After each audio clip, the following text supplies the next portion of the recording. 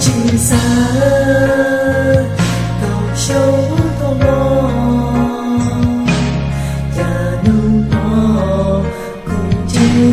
cho con kami mau share thâu có ta ôm mò ôm đau cùng nhau xin lỗi ya ta cũng chỉ muốn để những bọn ta con cùng nhau cùng mình share sự cho mình thầm mong xa ta coi lên nhờ chỉ một con chỉ một yên chỉ bao muốn nên nhau nên đèn tay nó mình thao cầm lại lên mồm để ra tụi lên tay để ra khó lòng tâm nhau mình lúc với cha có hoa thao cu bao lu của mò cu xe vô tua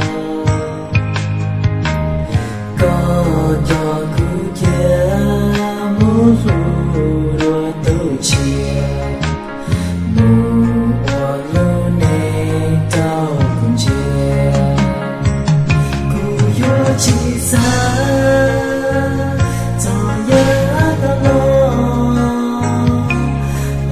nung lo cứ chỉ